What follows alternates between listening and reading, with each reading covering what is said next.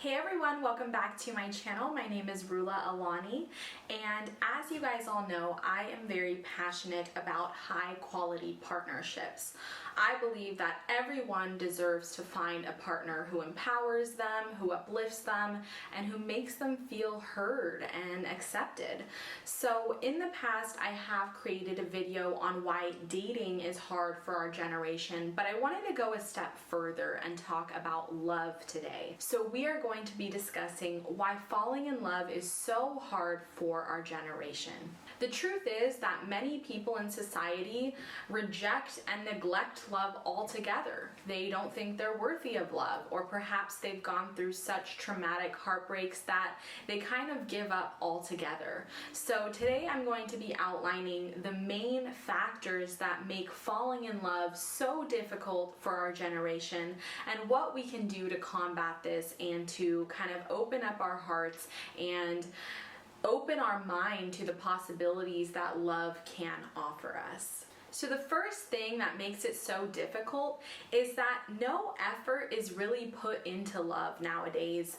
You hear so many people preaching about entrepreneurship and self-development and self-love and fitness, but you really don't hear that many people talking about cultivating skills like emotional intelligence and things that can actually make you a better lover or a better partner. So we really don't have our priorities straight anymore. I feel like nowadays it's all about hustling and making more money and getting another source of income, but we really have driven ourselves further away from cultivating friendships and relationships and a sense of community. So I think that is one of the key things that make falling in love so hard in our generation is it's just really not on top of our priority list anymore. People honestly find dating to be a drag, and they really hate going through those nitty-gritty steps of getting to know someone and going on a first date and having to step outside of their comfort zone and potentially risk getting hurt. The second thing that makes falling in love so difficult is the fact that single life is really glamorized in our society. Go on social media, go on the internet, go on Netflix, and you are going to be surrounded by images and stories of people who are single, of people who are glamorizing that bachelor or bachelorette lifestyle. But the truth is that deep down, most people truly do want a partner. They're just fearful to admit it. We have become a society that's extremely independent, and to be honest, the family unit is falling apart. If you look at divorce rates, if you look at marriage rates, fewer people are getting married and more people are getting divorced. And there are a lot of surveys done asking millennials when they want to get married, if they want to get married. And right now we are at all-time lows of marriage and at all-time lows of having kids. And it seems like a lot of us are kind of putting off that responsibility for another date, for a future time. And it's because in our society, single life continues to be glamorized, whereas family life or married life seems to be boring or seems to be difficult or too challenging. I think that no matter what's going on in society, we all have a biological need for connection and for love, and a lot of us are denying that part of ourselves. So the third reason why falling in love is so hard for our generation is the friendship phase is just skipped altogether. People expect to fall in love on a first date. They think that these fairy tale, situations exist where you meet someone and you fall in love, and all of the other steps are skipped. There is no building of a foundation. There is no getting to know someone and figuring out who they are and having a mental connection before a physical one. I really want to share this tweet from Rob Hill, who I absolutely love. If they can treat being just friends like it isn't enough, how could they ever value being your partner? And I think that that is so true. Like, if someone doesn't even want to get to know you at the friend level, then what makes you think that they'll truly appreciate you and embrace the fullness of you in a partnership, right?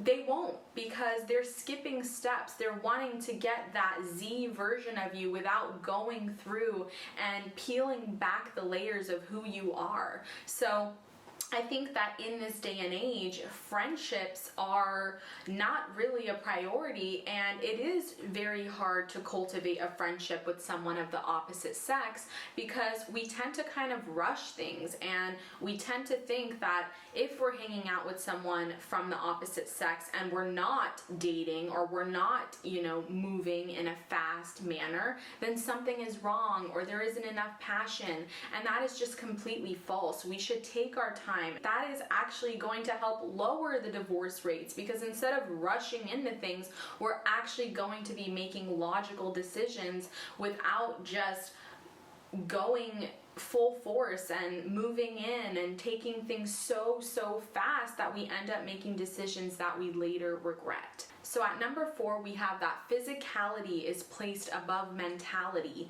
And like I just mentioned before, a lot of people really prioritize looks in their future partner, in their dream partner. Usually if they're making a list on what they're looking for, it includes those surface level details, and people are not going deeper than that surface level list. They're not really thinking of how is this person and I going to mesh our lives together? Do we have the same principles? Do we have the same ethics, the same views on life, the same values, the same morals and ethics? These are the things that we should truly be looking for, rather than just a certain height or a certain look or a certain type of appearance or style. I am almost positive that if you went out and asked 10 people what their dream partner was like, probably at least 9 of those people are going to start listing off physical traits instead of things that actually matter, like how they feel with that person, how that person inspires them to become better, how that person, works well with their lifestyle. These things are neglected, and instead we are so focused on looks and appearance, which, to be honest, those things end up fading, and they are not truly long-lasting things to choose someone based off. Just remember that how a person makes you feel is way more important than how that person looks. Number 5 is that nobody wants to compromise. Everyone believes that they are so woke, that they are so developed, that they've done so much healing, that they truly aren't willing to change and grow and to become a better version of themselves next to this person, right?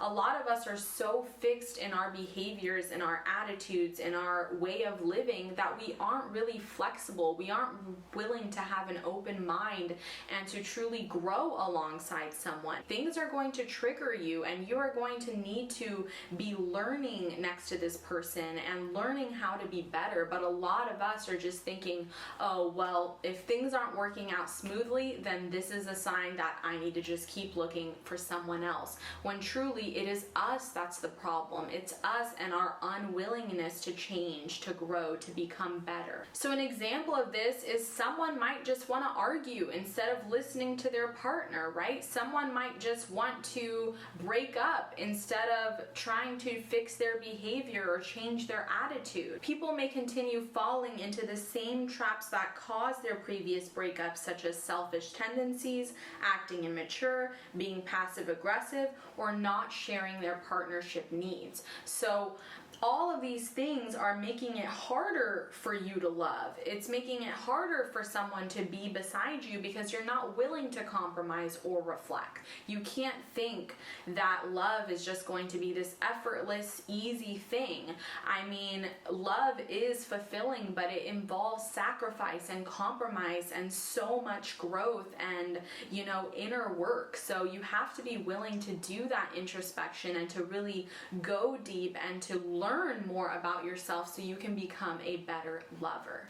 The next thing is that people really want to appear in love, but not many actually are. Nowadays, people are so worried with, did this person post me on social media? How does our picture look like? How many likes did we get? what kind of image are we portraying out into the world, rather than actually working on their partnership. This is why I truly believe that you do not need to share your partner on social media. You do not need to share photos of them to have a healthy relationship. I don't believe that that is a requirement or a prerequisite for a good relationship. Actually, a lot of times it ends up taking away from the relationship, because instead of trying to work on your relationship, you're only working on making it look better or appear better rather than actually doing the work. I personally do not need validation from strangers or from random people online to know that I am in a good, healthy, loving relationship. If you personally think that you need that, then that is a personal problem, and it means that you're insecure, you're not really confident in your relationship. You need this extra confirmation from a third party to actually know that you're on the right track. So start to truly work on your relationships outside of the internet, outside of the public eye. Try to make your relationship more private and more of a personal thing, because that is how true sacred union is created, when you have this bond that is only truly understood between you and your partner, right? The whole world doesn't need to know the dynamic for it to be real. So just work on it behind closed doors, and you will definitely not regret making that decision. Furthermore, people are too concerned with others' opinion rather than how they truly feel about someone. It doesn't matter if your parents said that you shouldn't date a guy who lives out of state. It doesn't matter that your best friend thinks that your boyfriend is a little chubby and isn't that cute. How does this person truly make you feel? Stop worrying about external validation or for other people to give you that yes, that bold confirmation that you need. Get that from within, and you will be so much happier because you will have selected this person yourself. You don't need to get outside opinion from all these other people who are not going to be dating your partner in the end, right? It's you who's going to be in a relationship with them. So make sure that they make you feel good, that they are good to you and to your heart, because that is what truly matters. The next thing that prevents people from falling in love or just maintaining a relationship in general is toxic behaviors. A lot of us struggle with addiction, with anger, with depression, with anxiety, with controlling tendencies, with all of these things. And we think that adding a partner into the mix is going to make life easier or is going to fill our gaps or fill our voids, but truly it's actually going to bring out those weaker sides of us. So you need to work on yourself. You need to analyze past relationships and figure out where you went wrong, because yes, in every breakup it takes two to tango. I know that in every single one of my relationships that didn't work, I had something to do with that. I played a role in that relationship's failure. So you always need to be learning from your past relationships, and instead of blaming others for the downfall of a relationship, start looking within and start figuring out how you contributed to a breakup, how you contribute to negativity in your relationship, right? Start to listen to your partner, start to actually want to love them in the way that they want to be loved, right? Ask them questions. How are they feeling? How are they doing? Stop being so selfish. All of these things play a role in toxic behaviors. You might think that your partner is super passive and super distant, but maybe it's because you are not really trying to conversate with them. You are not really trying to go deep with them. So it really is a two-way street. In every relationship, every action has a reaction. So you need to think about how you are contributing to either the success or the failure of a relationship. Now, along with wanting to have this appearance of being in love, we bring way too many outsiders into the mix. Now, this can mean sharing personal information with our friends, with our family. Maybe our partner tells us something that is very personal to them and they tell us not to share that, but then we're telling our family and we're telling our friends, or perhaps we get in a little fight and we are telling people at work about it. I truly believe that your relationship should be kept between you two. You should not be looking to family members or friends to solve your problems or to even get them involved, because it creates a lot of tension and awkward moments, right? In every relationship, there's going to be fights, there's going to be rainy days, but the more you tell your friends and family and bring outsiders into the mix, the more that is going to rain on your relationship, because these people are no longer going to trust in your relationship. They're no longer going to take your relationship seriously. And obviously, they're going to always say that you are in the right and your partner is in the wrong. You know, think about it. If I go to my mom and tell her about something that happened with my partner and I'm her daughter, right? So she is always going to prioritize my needs and my happiness. She's not going to be looking at it from an unbiased point of view. So if you truly want to talk to someone about your problems, make sure it's a third party that has no close connection with either you or your partner. Make sure it's like a therapist or someone else that you trust, that you know is going to actually be neutral and be giving you proper advice. Solve your problems privately with your partner or with a therapist or at counseling, but stop bringing the general public into your business. Last but not least, what makes falling in love difficult in our generation is not being committed, is having this need for fun, casual, short-term relationships. Once again, this idea of single life, of the bachelor life, of the bachelorette life being glamorized, we tend to forget that the most fruitful and happy and healthy relationships require commitment, require time, require a friendship being built first. And we kind of just want the easy option. We want the instant gratification option, which is generally the one that is least fulfilling long term. Remember, there is a lot of effort, sacrifice, and compromise that goes into a good relationship. People would rather just have friends with benefits or hookups than actually investing their time into one person and seeing what the future holds for them. We need to face our own weaknesses in order to become better lovers, in order to be able to fall in love, in order to still be able to flourish with someone by our side in this day and age. So all in all, I want you guys to remember that a healthy relationship is going to force both of you guys to grow. It's not always going to be rainbows and sunshine, but at the end of the day, it is so fulfilling to have someone who's committed to you, who has your back, who understands you, and who shares the same vision and goals.